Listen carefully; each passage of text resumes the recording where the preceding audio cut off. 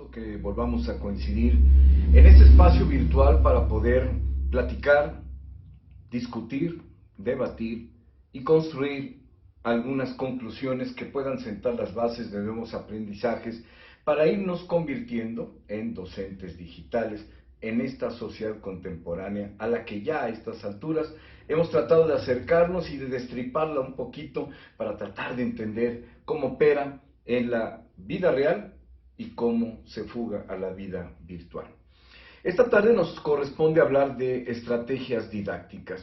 Los que son docentes de carrera no les va a costar mucho trabajo entender, y los que no son tampoco, porque las estrategias didácticas son las formas, ¿sí?, en las que habremos de organizar la sesión en clase y las acciones que vamos a realizar para lograr los objetivos educacionales de acuerdo al programa de trabajo en el que estemos ocupados. Esta tarde habremos de hacer cuatro propuestas básicas para lograr los siguientes objetivos de aprendizaje. El primero es cómo utilizar las pedagogías de la presencia y las de interacción en el diseño de educación a distancia y educación online. Yo creo que reiterado a estas alturas ya con mucha frecuencia, que dar clases es dar clases, no es platicar. La televisión puede servir para shows, para diversión, para contar chistes, y estos medios también. Hay gente que es más exitosa que nosotros y que tiene 5 millones de seguidores, los famosos youtubers, los influencers, pero ellos no dan clase, ellos no cumplen un objetivo educacional. Nosotros debemos intentar cumplir objetivos educacionales. Entonces, la pedagogía no es un elemento que se vaya a la basura con estos aparatos del demonio. Así como vamos a hacer propuestas para que ustedes utilicen las pedagogías de la presencia y las de interacción, que son los acercamientos más a estos modelos de aprendizaje virtual, ¿sí?, habremos de distinguir esta tarde bien lo que es la educación a distancia y lo que es la educación online, que se entienden a veces como lo mismo, pero no lo son.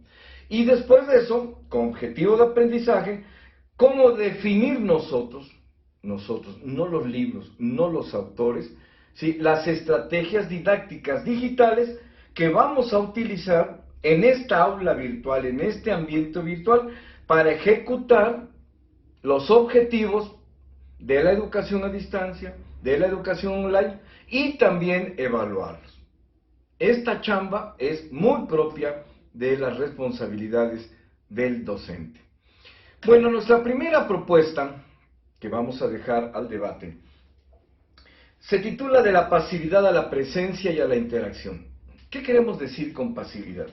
Sí, hasta hace 30 años, el único método de dar clase era la presencia física en el aula física.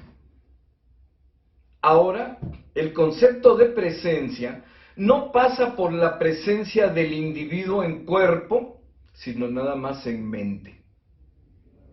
Y de ahí, garantizar que ese estar presente en el proceso de construir aprendizajes lo involucre de manera personal, automotivada, para construir aprendizajes mientras está construyendo aprendizajes.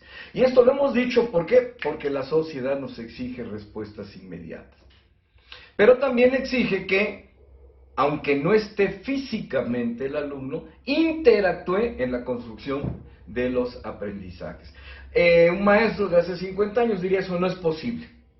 Ayer en un debate me decían: en las ciencias de la salud no es posible. En todo el conocimiento humano, en todas las áreas del conocimiento humano, dar clase a distancia es posible y es eficiente, y dar clases online es posible y es eficiente. Depende del trabajo que nosotros nos tomemos para diseñar, para planear y para ejecutar nuestras clases en un ambiente virtual, dependiendo de los objetivos educacionales que nosotros persigamos. Vamos a recordar que nuestra percepción social y espacio-temporal está cambiando. que existen nuevas reglas para coincidir y compartir en contextos sociales, culturales y educativos donde la distancia ni el tiempo parecen existir. Al mismo tiempo, muchas facilidades existen para hacerlo cada día, ¿sí?, y con menores costos y riesgos. Alguien piensa que nos acercamos a esa noción de la omnipresencia. O sea, estar siempre en todo tiempo, en todo lugar, o en cualquier tiempo, en todos los lugares, al mismo tiempo. Eso, cuando íbamos a la escuela, físicamente no era posible. Lo único que era posible es que si el maestro no nos capturaba la atención, yo estaba físicamente en el aula con el profe, pero mi mente estaba en otra cosa. Pero eso era un error del profesor. Si no hacemos esta discusión en términos de la rapidez y de las posibilidades nuevas, ¿sí?, no vamos a entender la utilidad de la educación a distancia y de la educación online. Si pensamos que podemos estar sin estar físicamente, en un mismo lugar, en un mismo tiempo o en muchos lugares al mismo tiempo, es por las ventajas de la tecnología y los espacios virtuales que se construyen con ellas. Hacer esto, pues ya es lo de menos, ¿sí? No necesitamos oficina, no necesitamos domicilio.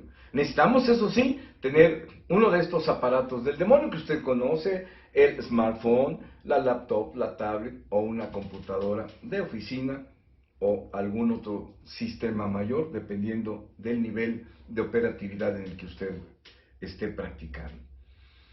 Vamos a recordar que la forma de percibir lo que pasa ahora es totalmente diferente y nos induce a construir nuevos formatos de identidad y personalidad en un mundo que no necesitamos conocer, en una sociedad que no necesitamos entender, porque ni nos interesa entender ni al mundo ni a la sociedad como un todo. Lo único que pedimos es, ¿sí?, nos den chance de entender lo mínimo para poder usar eso que entendemos, ¿sí?, que habitualmente requiere un espacio muy pequeño para interactuar y únicamente en lo que nos interesa, ni siquiera en lo que nos surge.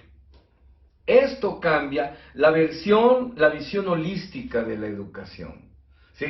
Sigue siendo una educación de principios, valores, contenidos y hechos holísticos, ¿sí?, amplios, universales.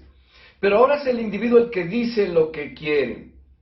Esto es muy importante porque usted como docente dirá, no, eso no es correcto, no es justo, ni siquiera para el individuo que él sea el que diga qué quiere. ¿Por qué? Porque no tiene capacidad de decidir, no tiene capacidad de discernir, de discriminar lo que necesita, cuándo lo necesita, cómo lo necesita y dónde lo necesita.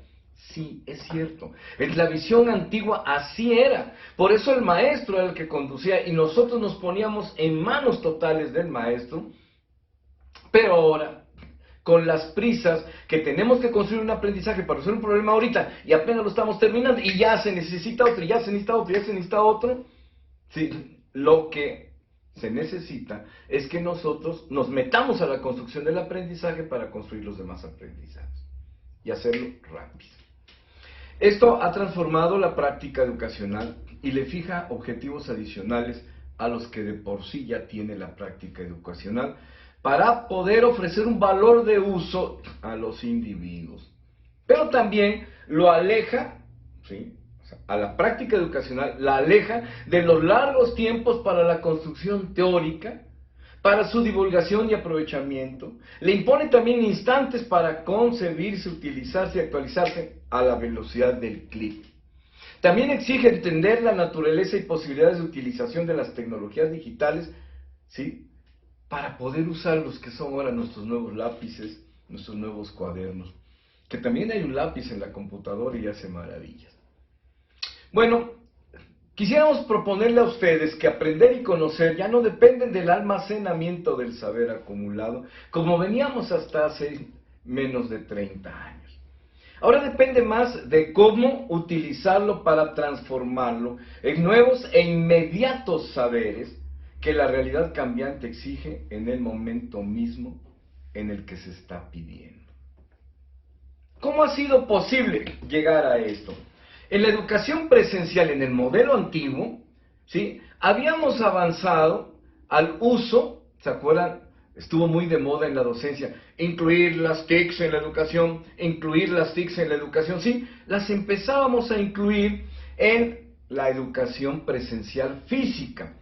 Por ejemplo, sí, usábamos materiales didácticos digitales que encontrábamos en las redes, que un video, que una animación, que una gráfica, que un mapa conceptual gráfico, etcétera, que ya eran producto de las nuevas tecnologías de la información y que nos comprobaron que sí potencializaban la capacidad de comprensión del alumnado y la capacidad de explicación del docente. Nos fuimos, ¿sí?, apartando un poquito de aquellos ejercicios de abstracción, ¿sí?, en el cual de la realidad sacábamos un algo para que lo estudiara el científico, viera su comportamiento y determinada relaciones, causa, efecto, postulara una hipótesis, la comprobara, la bajara y nos dijera sí pasa.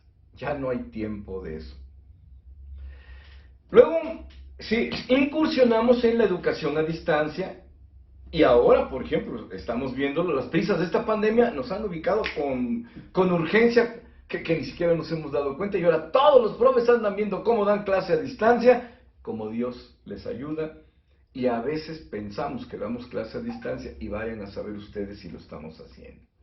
O sea, habíamos llegado a una práctica educacional híbrida que nos permite utilizar las plataformas virtuales como un espacio virtual para impartir educación, pero muy diferente ya a la tradicional y con muchas ventajas superiores a la forma presencial antigua cuando estábamos físicamente en el aula.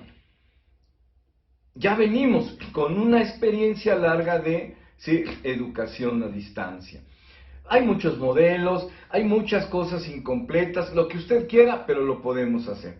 Ahora vamos, ¿sí?, al aprendizaje electrónico totalmente, a la enseñanza virtual conocida como e-learning. Los retos pedagógicos nos han llevado a asegurar la presencia y la interacción de los educandos en su propio proceso de aprendizaje. Acuerden, el principio que estamos proponiéndoles a ustedes en este diplomado es que solo se aprende aprendiendo. Paulo Freire nos recuerda y dice, solo se aprende a amar amando.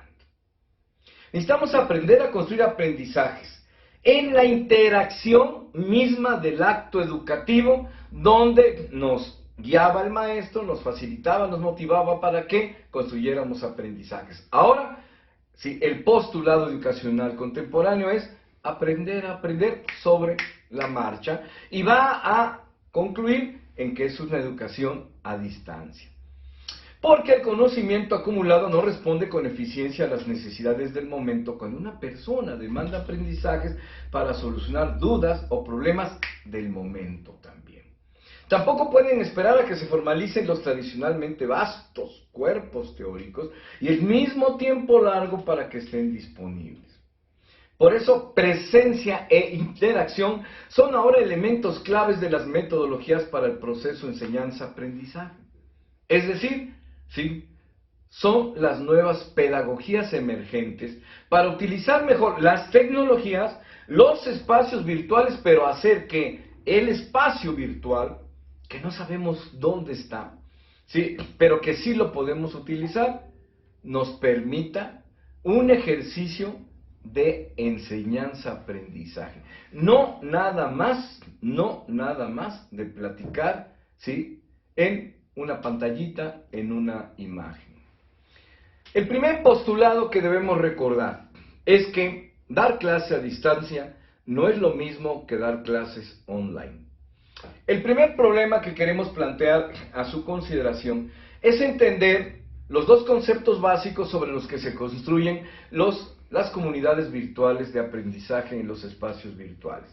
El concepto de sincronía y el concepto de asincronía. Sincronía es coincidir, era lo que hacíamos, ¿sí?, en el aula presencial, en el aula física. Llegábamos nosotros, entraba el maestro, platicábamos, terminábamos, trabajábamos, nos salíamos. Eso era sincrónico. Pero asincrónico es que no hay necesidad de coincidir en el cronos, en el tiempo. El maestro prepara los contenidos, establece los objetivos de aprendizaje, ¿sí?, deja las actividades didácticas y deja depositado el documento 24 horas, 7 días a la semana, para que el alumno que quiere aprender, que se anima a hacerlo y que va forjando un hábito, una tradición, una costumbre de autoaprender, va a la hora que lo necesita, lo abre de esa aula virtual, entra al aula virtual, se pone a construir sus aprendizajes y realiza sus actividades para buscar que el aprendizaje sea significativo. Asincronía es la principal característica de la educación online. Ahorita, por ejemplo, estamos en clase a distancia todavía porque estamos coincidiendo ustedes en el cronos, en la medición del tiempo. La educación virtual exige docentes digitales que ejerzan su función en ambientes virtuales. Es una educación que requiere innovar procedimientos comunicacionales. La comunicación se intermedia por unos aparatos y unas tecnologías. Procedimientos pedagógicos para asegurar que la no presencia física se convierte en una presencia virtual, pero efectiva y eficiente para su aprendizaje. Y procedimientos didácticos digitales para que el alumno, aunque no esté físicamente presente en el aula virtual, pueda interactuar y lograr la construcción de sus aprendizajes. Demanda conocimientos y saberes del docente para conocer la naturaleza, el origen y la función de la tecnología digital disponible y emergente. Ojo, el concepto emergente es importante porque todo está cambiando y cambia muy rápido. El concepto es que hay una velocidad de obsolescencia tal que ya a nadie nos preocupa, que lo que hoy se usa, al ratito ya no se usa. ¿Por qué? Porque ya no nos asombra nada. El docente tiene también que definir las relaciones entre el origen y el destino de los contenidos para la enseñanza-aprendizaje. No se trata de que ahí te dejo un libro para que lo leas, o ahí te dejo un documentito, échale una leída, no. Es una estrategia comunicacional, te dejo un mensaje, me aseguro que lo recibas educando, que lo digestes, que lo destripes, que lo mastiques, que lo asimiles y que lo sigas. Pero todo eso a la velocidad que tú el educando necesita. Y por lo tanto el profesor pues tiene que diseñar, preparar contenidos, etcétera, a la misma velocidad. También el docente tiene que reconocer los contextos multidimensionales que incluyen estas prácticas. Sí, hay que ver lo sociológico, lo antropológico, pero también la cuestión tecnológica. Sin embargo, debo decirles que dar clases a distancia o dar clases online no es un problema tecnológico. Si hablamos de dar clase, es un problema educacional, que eso es lo que yo quiero proponerles a ustedes que quede muy claro. También el maestro debe despojarse, y el alumno también, de la práctica de años del trabajo sincrónico, en el que el día que no iba el profe hasta sentíamos feíto porque no lo veíamos. Y también cómo adoptar los requerimientos del trabajo asincrónico. Ya les había platicado en la clase pasada del efecto manada, del efecto del aislamiento, de la falta de entusiasmo individual. Casi siempre queremos mancuerna para hacer todo. Y cómo modifica las relaciones docente y alumno. También tenemos que conocer las dificultades normales en los alumnos que apenas inician su tránsito de la educación presencial a la educación a distancia y ahora a la educación en línea. No están preparados. De verdad, ese es un gran problema, maestros, que se van a encontrar cuando estén dando clases a distancia y cuando den clases en línea. Tenemos que sugerirles a ustedes, ¿sí?, que formen los formatos, perdón por la tautología, para integrar, ¿sí?, todo este esfuerzo en un modelo de interacción compartida y entornos de colaboración, que son las bases de las nuevas estrategias didácticas digitales contemporáneas.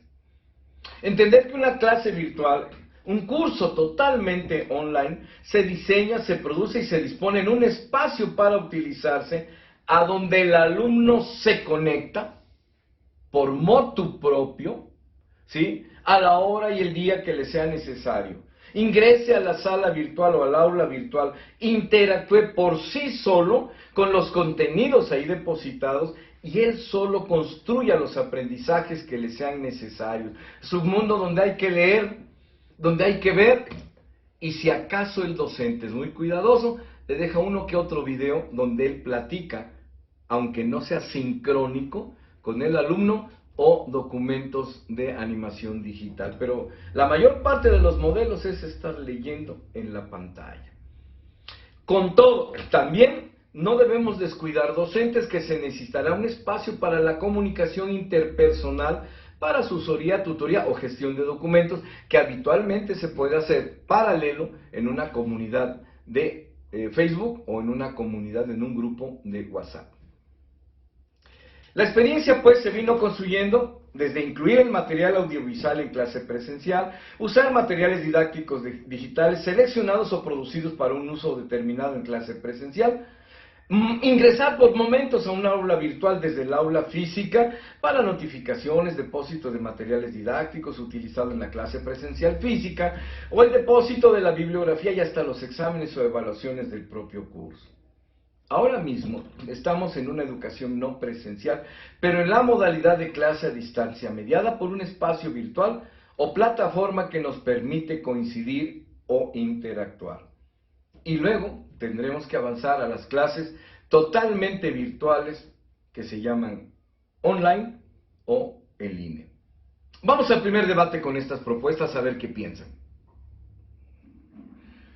Hace unos minutos, antes de ir a platicar, estábamos diciendo que los cambios de la educación a distancia a la educación online nos han dado nuevos esquemas de participación y de interacción. Estas dos palabras no las debemos olvidar.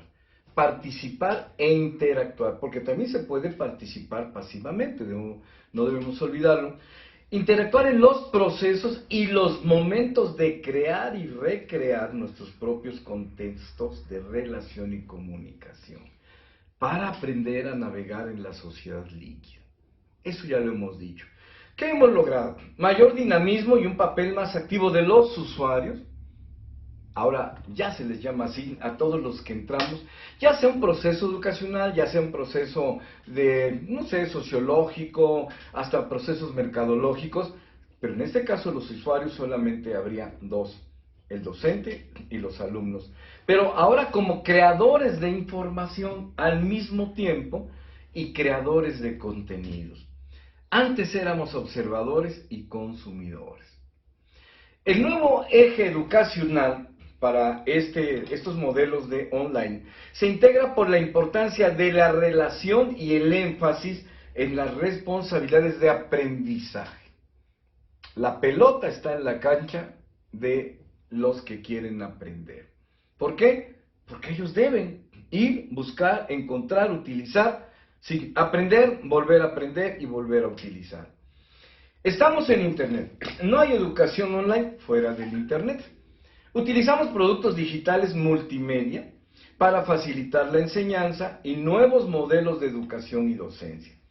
Ya lo habíamos dicho. Si tuviéramos que realizar un esquema, tendríamos, por un lado, los contenidos integrados pedagógicamente, pero amigables con la tecnología digital y los espacios virtuales. Tendríamos que entender que hay un nuevo sistema de comunicación educativa intermediado, ¿sí?, por las máquinas, en un espacio que se mete y nos contiene, pero nos intermedia, y que sugiere que aprendamos nuevas estrategias didácticas digitales. Tenemos que conocer la tecnología disponible como el eje del proceso que nos permite conectarnos, coincidir, enviar contenidos, retroalimentar con preguntas, disipar dudas, aclarar, hacer observaciones sobre la marcha. De ahí que una de las principales cuestiones de la educación online es favorecer que, a pesar de que no hay un encuentro sincrónico entre el docente y los alumnos, los contenidos mismos sugieran, motiven, siembren esa curiosidad del aprendizaje para que el mismo alumno le expulgue a los contenidos y él mismo encuentre esas posibilidades de aprendizaje. Presente el alumno, interactuando. También tenemos que saber muy bien sobre la conectividad disponible, que no es otra cosa más que el acceso de las redes a la red de redes y a las redes sociales, que es ahorita, por cierto, uno de los principales problemas en esta etapa de cuarentena, porque usted está dando clase, pero muchos de sus alumnos no tienen conectividad disponible. Hemos llegado ya también al uso de tecnologías basadas en Internet que nos permiten acceder y utilizar muchas soluciones para la búsqueda y encuentro de los conocimientos que necesitamos para resolver nuestros problemas y al mismo tiempo construir nuevos aprendizajes, habilidades y capacidades. Hay un mundo, desde plataformas, desde instrumentos para poder hacer dibujos, mandar contenidos, alojar contenidos, que las nubes, sí, que el Google, que todo esto también tenemos que aprenderlo. Primero saber dónde está, qué hace, qué puedo yo esperar de ellos y también usarlo. Pero el objetivo importante en la educación online es diseñar, operar y evaluar actividades de enseñanza y aprendizaje. Perdónenme, estoy reiterando, es dar clases, no es platicar. ¿Sí? A veces tenemos videoconferencias con la novia, eso no es educacional, aunque sea muy interesante y a veces muy sabroso. Y este proceso de enseñanza-aprendizaje lo hacemos a través de Internet. Ahí es donde está la plataforma, el espacio virtual, ¿sí? Pero para hacer uso, ¿sí?, de esa tecnología y de esos productos tecnológicos, tenemos que tener una pedagogía amigable con la red principal y con las redes sociales que vamos a usar. El concepto amigable ahora es el que ha sustituido al concepto congruente o pertinente. Pero no sustituye lo amigable a lo pertinente, no, lo pertinente es una categoría que no puede ser amigable nada más. ¿Por qué ahora en este lenguaje en línea se habla de amigable? Porque es posibilidades de usar lo que hay. Lo que yo voy a hacer, cómo lo quiero hacer, es amigable con lo que hay para hacerlo.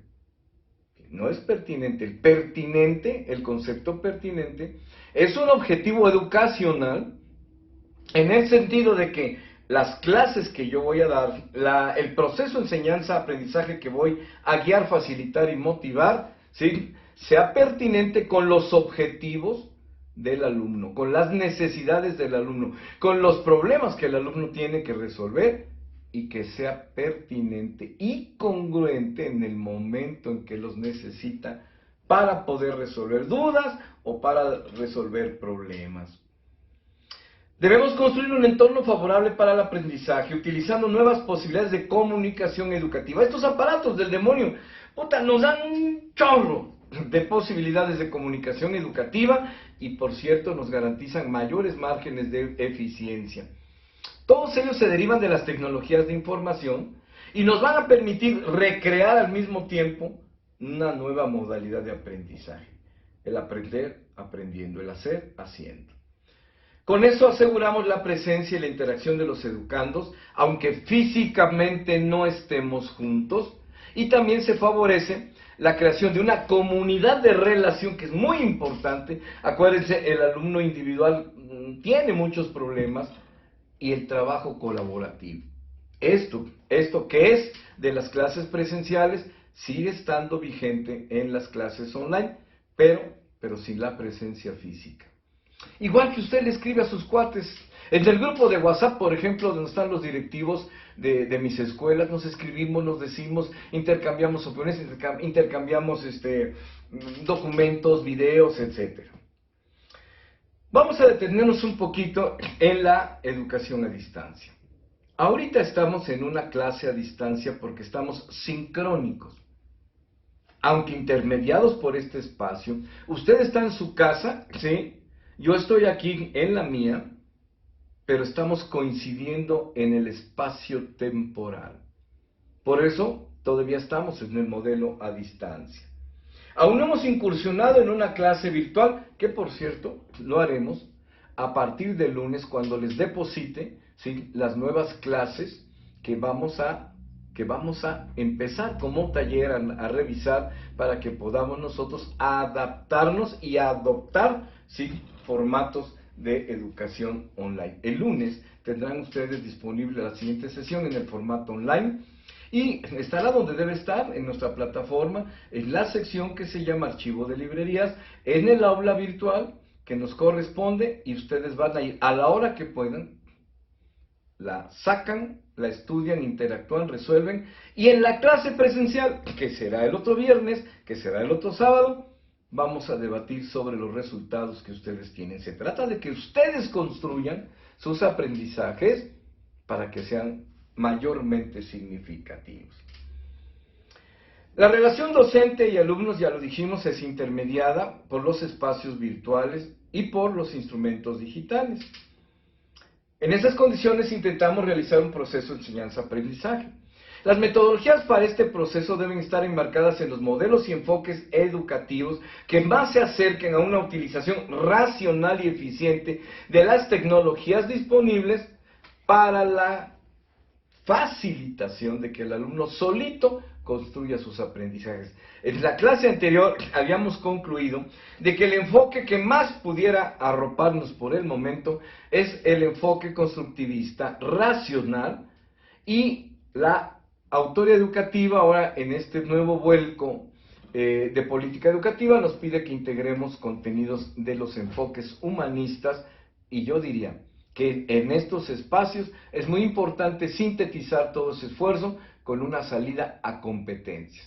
De ahí pues que el término pedagógico del cual se deriva la pedagogía que vamos a sugerirles es el enfoque constructivista en su versión racional, que ya hablamos la clase pasada, con contenidos de los enfoques humanistas, pero con salida a la construcción de competencias. Ya hablaremos de eso en la siguiente clase. Todo esto de usar este espacio, los instrumentos, nos permite avanzar en de las técnicas facilitadoras, transmisoras de la información a nuevos modelos educativos que, sin abandonar los principios pedagógicos para la construcción de aprendizajes significativos, nos permitan la construcción del conocimiento en la misma dirección, velocidad y sentido de transformación que los cambios de la sociedad exigen. Al intentar acercarnos a las clases a distancia y ahora a las clases virtuales o las clases en línea, debemos cambiar hasta el concepto de la responsabilidad. No hemos hablado aquí de impartir clases nada más. Eso era el modelo anterior. Ahora tenemos que gestionar que los alumnos construyan sus aprendizajes, y lo proponemos hacer en ambientes virtuales porque son más favorables a la construcción de los aprendizajes rápidos e inmediatos posibles que necesita el ciudadano de la aldea global que vive en una sociedad del conocimiento. No hablamos de la transmisión del conocimiento.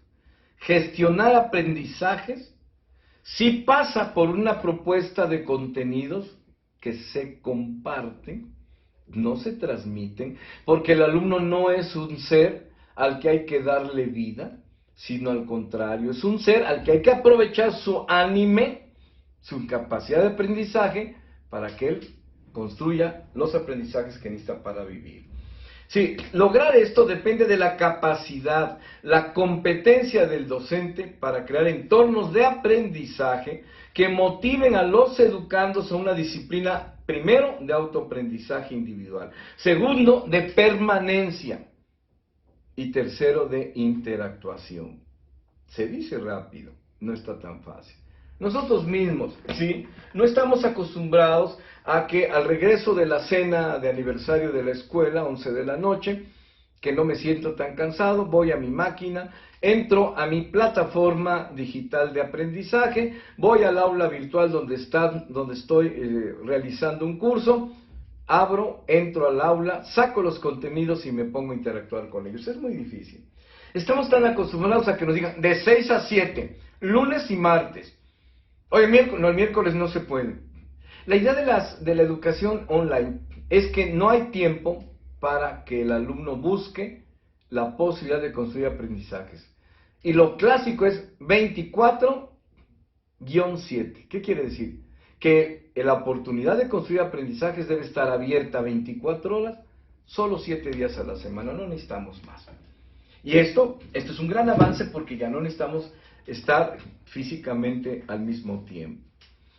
La educación virtual o la e-learning no deben dejar de ser conducción de un proceso educacional. Yo sé que ya los aburro con esta cantaleta, pero es lo más importante para mí.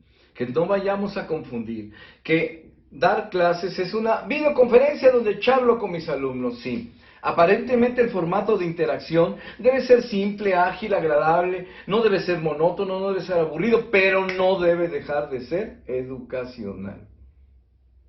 Y en esto, perdone la diferencia, una videoconferencia con objetivos amorosos es muy diferente a una conferencia, una videoconferencia con motivos educacionales.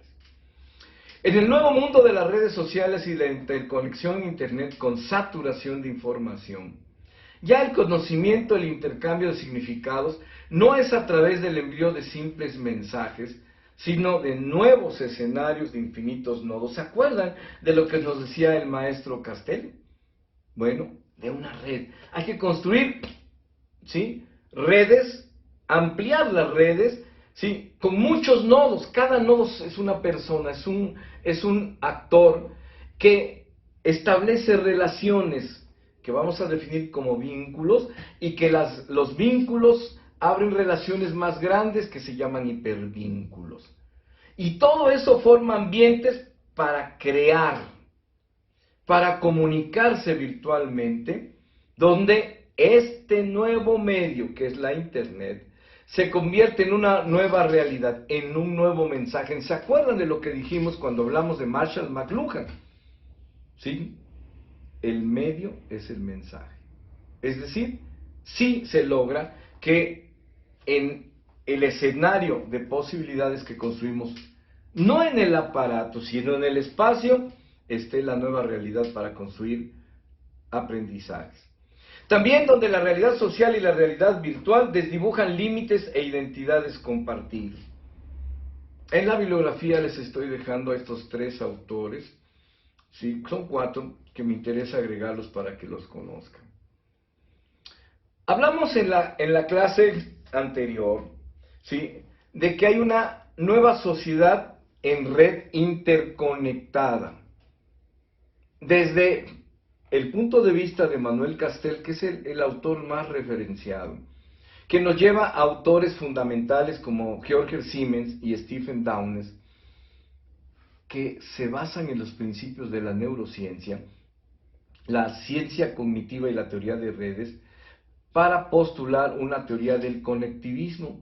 ¿Se acuerdan que cuando hablamos, ¿sí?, de la sociedad teledirigida, hablábamos de Siemens? Bueno, hay que entender que las conexiones e interacciones entre las personas forman parte de la socialización y el aprendizaje. Marshall McLuhan llegó a decir que estos nuevos contactos eran extensión del cerebro, extensión de las manos, extensión de los ojos.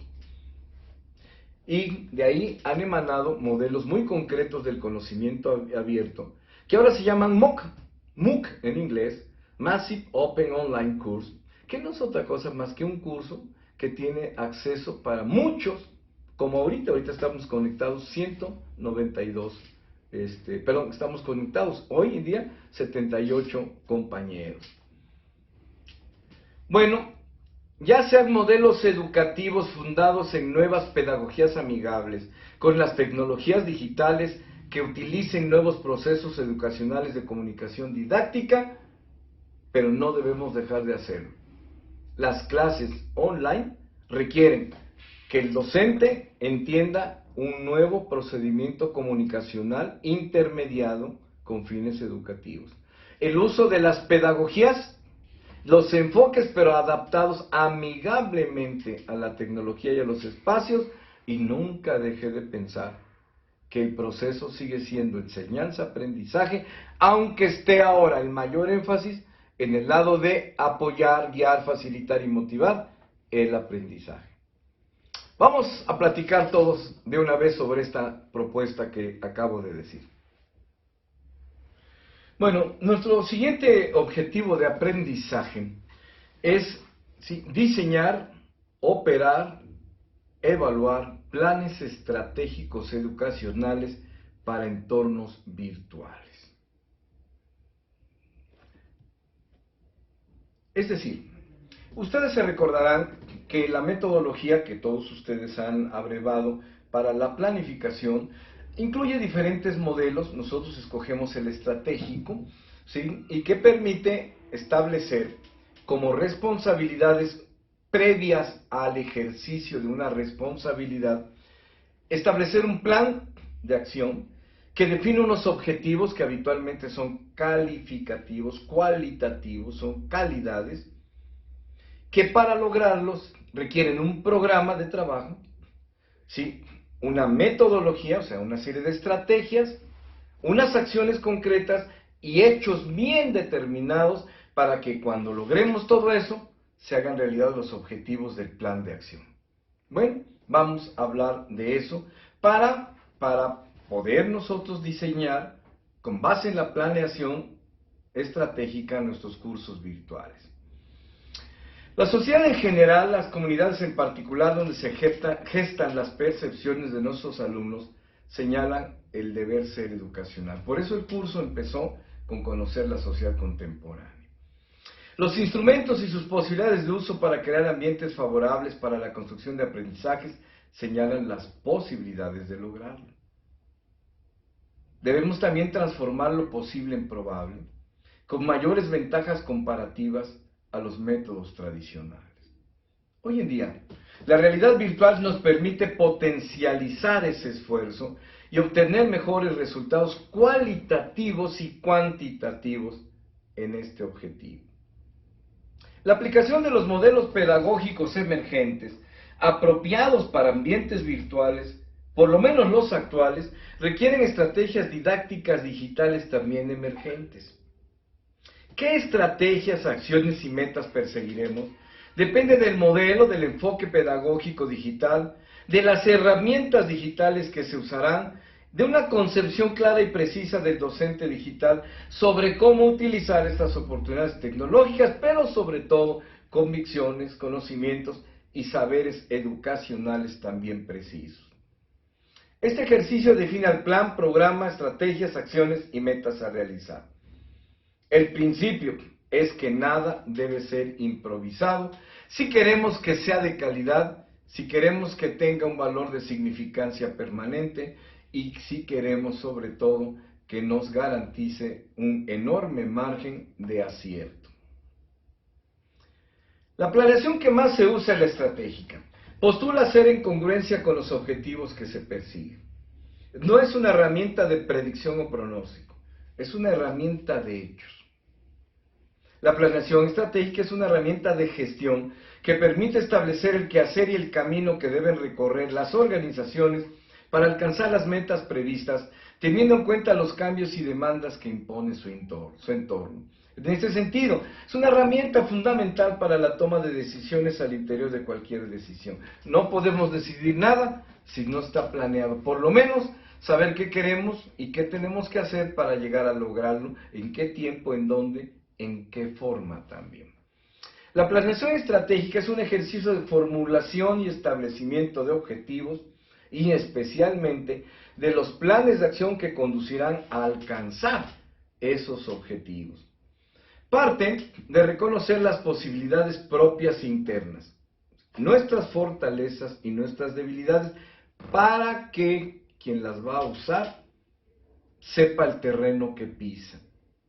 Y también, afuera, reconocer las amenazas y oportunidades de la realidad en las que va a ejecutar su tarea. La idea está clara. Debemos transformar debilidades en fortalezas y amenazas en oportunidades. Pero todo esto se tiene que definir antes de actuar. Es un plan de trabajo por objetivos claros, precisos, que para lograrlos establece estrategias y acciones también claras y precisas. Y vuelvo a decir, es un plan con objetivos. Para lograr esos objetivos hay que hacer un programa de trabajo con estrategias, con acciones concretas y metas que hay que realizar para que los objetivos se logren. Es un plan que establece un programa en el tiempo y en el espacio, donde el espacio se integra por un entorno social que está contenido, entendido, digerido, pues, por los programas educativos colectivos. Ojo, la educación no es una acción que dependa del que usted quiera, por muy buenas intenciones que tenga. No, es una acción que se inserta en un esfuerzo para transformar la realidad societal y por tanto lo primero que hay que hacer es entender a la sociedad, cómo piensa, cómo matan las cucarachas, qué hacen y tomarlo en cuenta para fijar objetivos educacionales a nivel macro, es decir, a nivel de sociedad. Tradicionalmente se llama macroplaneación y viene en los planes nacional y estatal de educación, el Programa Nacional de Educación, el Programa Estatal de Educación. Esos integrarían nuestro marco de macroplaneación, que es un marco que pocas actividades de injerencia o de modificación nos permite.